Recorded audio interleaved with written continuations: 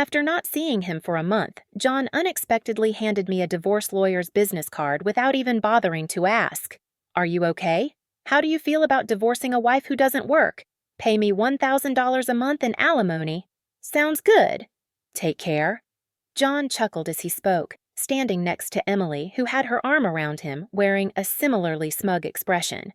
"Fine, let's get divorced then." I said it so casually that John seemed a bit taken aback, but he quickly shared a smile with Emily. Thankfully, John isn't much of a thinker, making my plan easier to execute.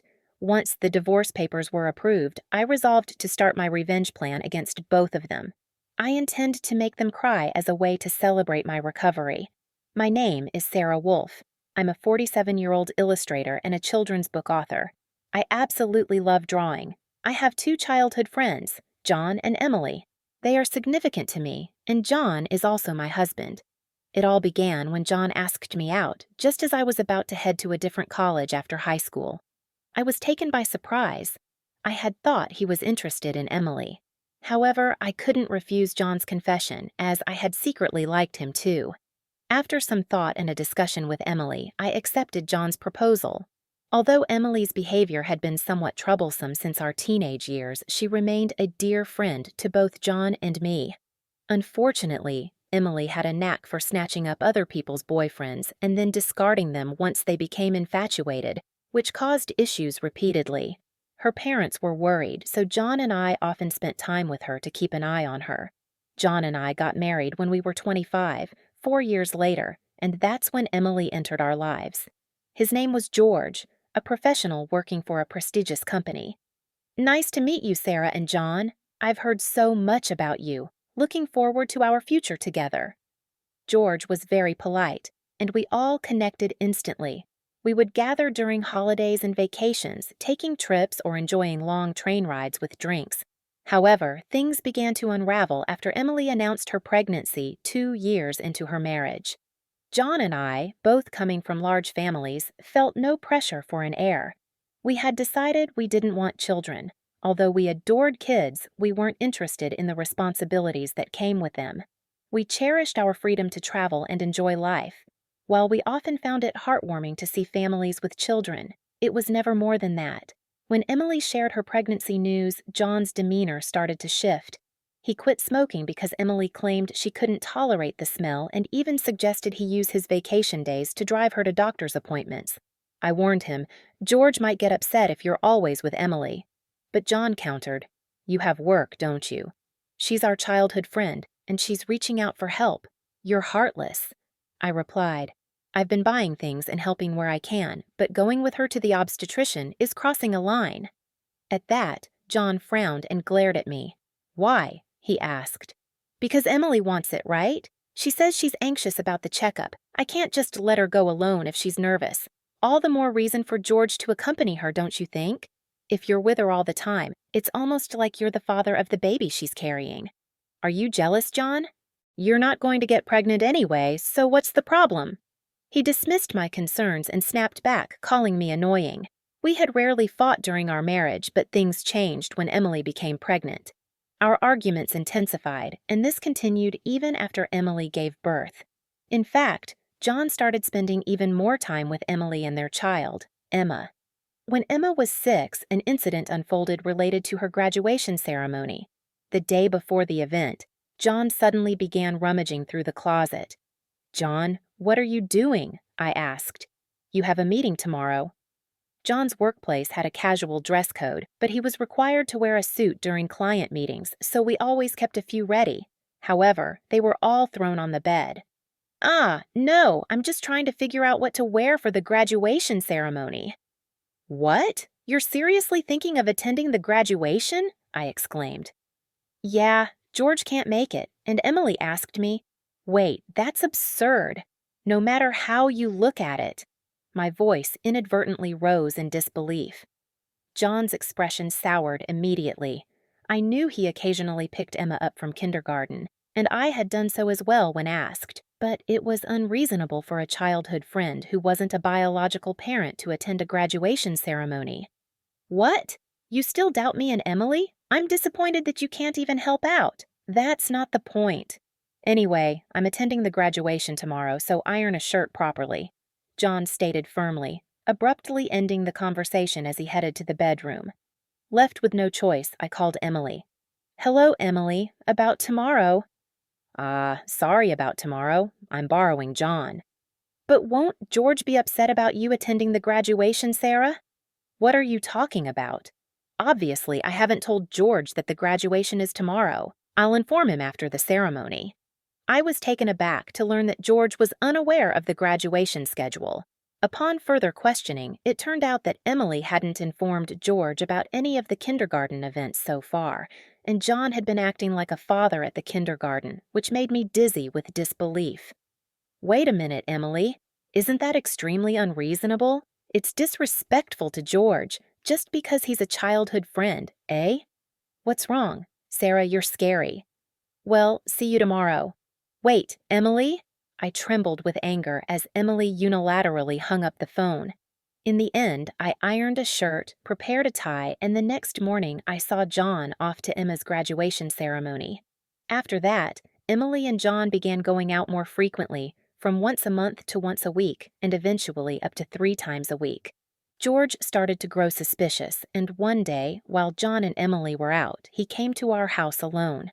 I'm sorry for visiting you late at night. There's something that's been bothering me. Is it about the 2 of them? Yes, I'd like you to take a look at this. George showed me the GPS history he had installed in Emily's car.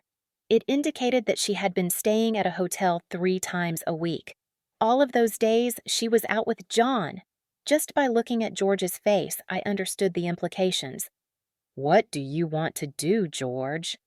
I want to take revenge on those 2. Me too. I couldn't forgive them for betraying us after all this time. We started plotting our revenge in secret. First, I began working on increasing my income as I had been saving by managing household tasks and caring for Emma. My income had significantly dropped. George transitioned to working from home, and when Emily and John would go out, he would bring Emma to my house, and we would take care of her together. Neither Emily nor John realized that we were aware of their relationship, and we managed to gather solid evidence. Once we had collected enough evidence and were ready to enact our revenge, we discovered a shocking truth about Emma. George and I struggled with the decision, but we both agreed that we didn't want to hurt young Emma, so we decided to wait until she was an adult to take our revenge. However, even though we agreed to endure for 10 years, I was struck with a serious illness. I required long-term hospitalization, and at best, I wouldn't be discharged for at least 2 years. Although I could work from the hospital room, I knew I would have to reduce my workload. After informing George about my situation, I consulted John. However, John's reaction was no different from when we were making small talk. I'll visit you once in a while. I felt that John no longer had any affection for me, as he didn't even ask about my condition or the name of my illness. In reality, John only visited once a month or every couple of months. After Emma's 15th birthday, her behavior changed oddly. Although she used to visit me almost every day right after I was hospitalized, she became distant after her 15th birthday. Yet, neither George nor I could figure out why, leaving us puzzled. Even when we asked Emma, she would just say, "Don't worry about it." However, we eventually learned the reason from John, who rarely showed up. "Hey, it's been a while." "Yeah, it has." John, who had completely transformed with a flashy appearance, walked in without even knocking after a month of absence. Without hesitation, he thrust a divorce lawyer's business card at me. "Are you okay? How do you feel about divorcing a wife who doesn't work? Pay me $1,000 a month in alimony, that's the deal. So take care." John said this with a grin plastered on his face. Beside him, Emily wrapped her arms around John's with a similar expression. "Fine, let's divorce then." I casually agreed, which seemed to surprise John for a moment. But he quickly exchanged smiles with Emily. It was fortunate that John wasn't the type to think too deeply. This made my plan work so well. After receiving a notification that the divorce was finalized from John, I decided it was time to initiate my revenge plan against the 2 of them. I intended to make them cry as a celebration of my recovery. I promptly took action. First, I contacted George to arrange for a transfer to a different hospital. Then, I informed my lawyer that they would now mediate between the 2 parties. George also began to act simultaneously. He moved near my new hospital with Emma and started visiting me frequently. Although Emma still wore a gloomy expression, I was happy to see her every day. Most of my belongings were already in the hospital room, so I told John to dispose of the rest. I didn't want to bring anything that the two of them might have touched into my new life. Once the hospital transfer and George and Emma's relocation were settled, I received a call from John. I had only stepped away from my seat for a few minutes, yet my smartphone displayed 30 missed calls. I answered the phone, feeling exasperated. "What?" "Hey, what the hell is going on?" I could hear the voice of a troubled real estate agent in the background, along with Emily yelling, which made me feel sick. "What do you mean? What's going on? It's obviously about the house." "Why do we have to move out?" John shouted at me as if it weren't his fault at all. I replied coolly, "Obviously because that's my house." "Huh." John seemed to have completely forgotten. The truth was, the house we lived in was a room I rented as a workspace. When I started making a living as a freelancer, I didn't have enough income to maintain 2 homes, and John didn't have enough income to live on his own. So he ended up moving into my place. Therefore, John had never paid the rent or utility bills for that room. Although I received some money from him for living expenses, it wasn't enough to maintain the place. Unfortunately, that room had already been canceled. It was far from the hospital I transferred to, so I processed the cancellation the day after submitting the divorce papers. I didn't inform him because the real estate agent who knew the situation said they would contact him. Suddenly, George and Emma disappeared and our house was sold. What are we going to do about our new house? I don't know. Maybe stay in a business hotel for now. As I turned on the speaker and started working, John yelled in frustration, "Don't screw with me!" However, he seemed to remember something and switched to a more soothing tone. "Well, whatever. When will you transfer the money? We're running low on cash." "What are you talking about?" "Huh? Don't mess around. I told you to pay $1,000, didn't I?" "Oh, I don't recall agreeing to that." My nonchalant response was met with incoherent screaming from John on the other end of the phone. Apparently, he thought he could extract money from me and had been squandering it. Even if he had $1,000 left, how did he plan to get by for the rest of the month? "Hey, don't just stay silent. Say something." "There's really nothing to talk about." My retort left John momentarily dumbfounded, but he soon started yelling again, growing increasingly annoyed. I addressed him in as cheerful a tone as I could muster. "Anyway, we're basically strangers now, so please don't contact me anymore. You'll hear from my lawyer." "Huh? Lawyer? Hey, wait a minute." I hung up before he could finish. He tried calling back several times, but I ignored it, and eventually the call stopped. However, angry that I didn't answer, John began ignoring calls from my lawyer. He certainly had a childish side, but I never imagined he would be the kind of person who didn't mind causing trouble for others. I sighed deeply at his selfishness. A few months later, after a temporary discharge from the hospital, I visited John's parents' house. In front of me stood John and Emily, both looking small and trembling. "You telling my parents is a low blow." "Oh, I just reported that we got divorced."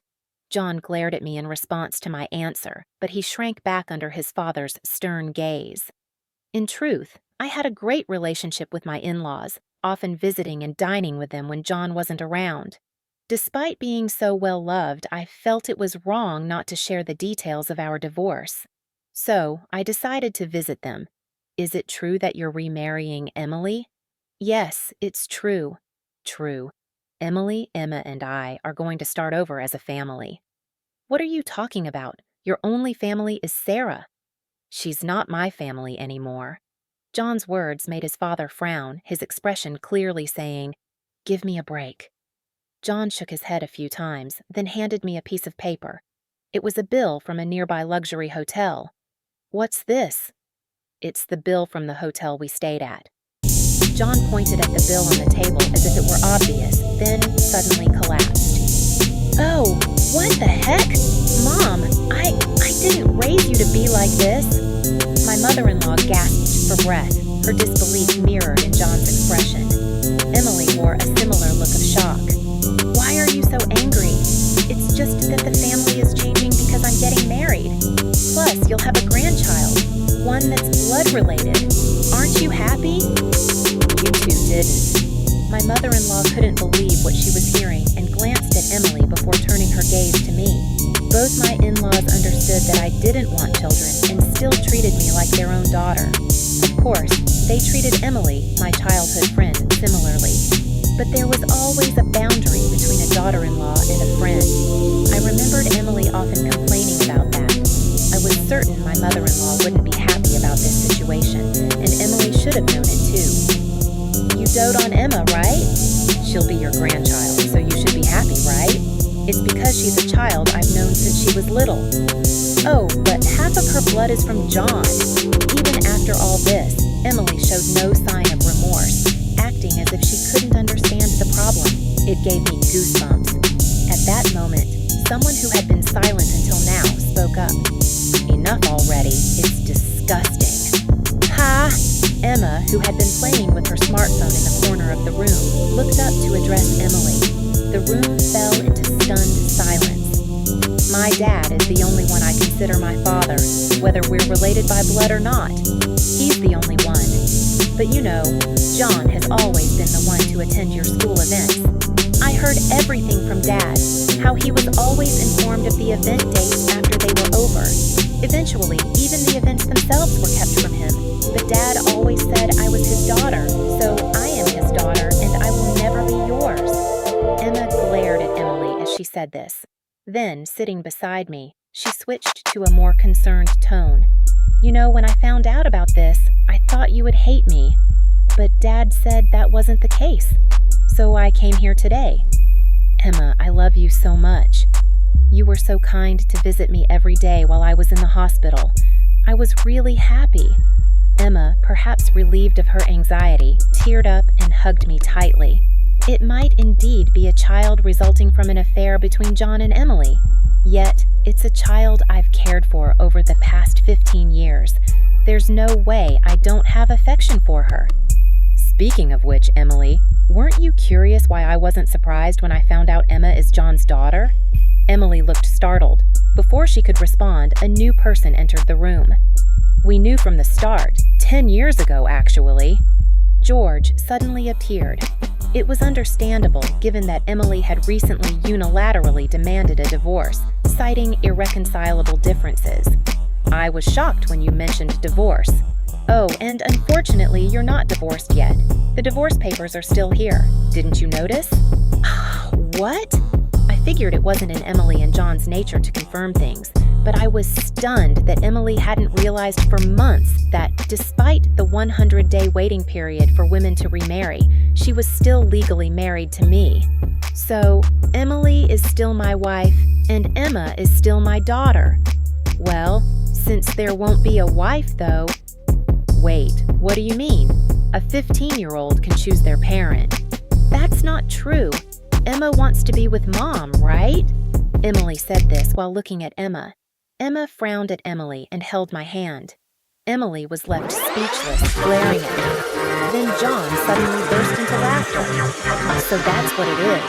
You two are together, huh? But too bad. It's impossible to live on George's salary alone. Can you stop making weird assumptions?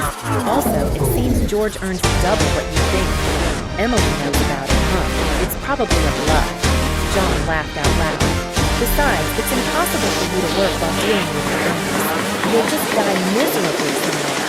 I couldn't help but laugh at John's huge misunderstanding. Seeing me laugh suddenly frustrated him. You didn't know about my income, did you, huh? It's probably just a bit more than a part-time job. No, it's different. My annual income is $500,000. John's eyes and mouth widened in shock, and Emily was equally stunned. In fact, over the past 10 years, I had become a popular children's book author, and my income had skyrocketed from essays, interviews, and the like. Moreover, a film adaptation was planned soon, so my income was soaring. Liar. Oh, do you want to see this? I said, showing Emily my bank account screen. It clearly displayed a large amount of money being deposited every month. Emily was at a loss for words when she saw it. Sarah, let's, make up, huh? What are you saying? Emily was furious at John's words, blinded by the money. I watched them blankly, then opened my mouth. Well, if you want to get married, feel free. Oh, and I'll definitely take compensation for damages. Sarah, wait, Sarah! Ignoring John's words, I took Emma's hand and after saying goodbye to my in-laws, left their house. John had originally worked at my father-in-law's company, but it was revealed that he had been lying about going out for sales and was subsequently fired.